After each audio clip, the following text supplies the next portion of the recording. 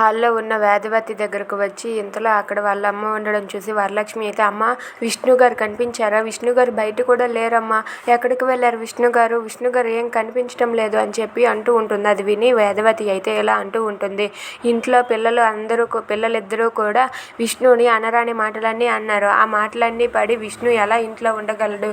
నా కొడుక్కి అలా జరగడానికి కారణం నువ్వే. పిల్లలకు కూడా నువ్వు బాగా ట్రైనింగ్ ఇచ్చావు కదా, మీ నాన్నగారిని ఇలా అనండి అని.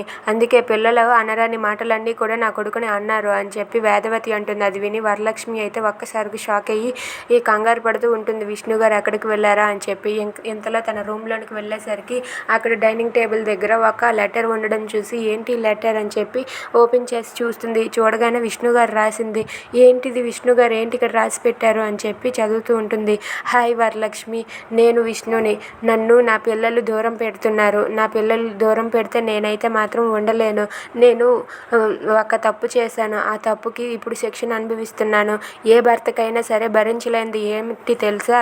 తన భార్య ముందు ఓడిపోవడం. నేనైతే నీ ముందు ఓడిపోయాను. నా పిల్లలు కూడా నన్ను అసహ్యించుకుంటున్నారు.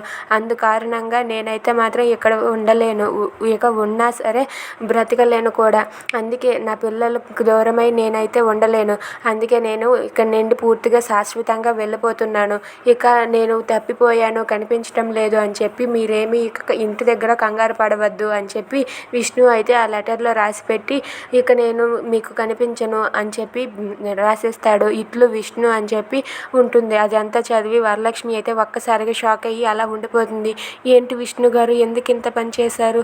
ఇప్పుడు మీరు ఎక్కడ ఉన్నారు అని చెప్పి వరలక్ష్మి కంగారు పడుతూ ఉంటుంది. If you like this video please subscribe.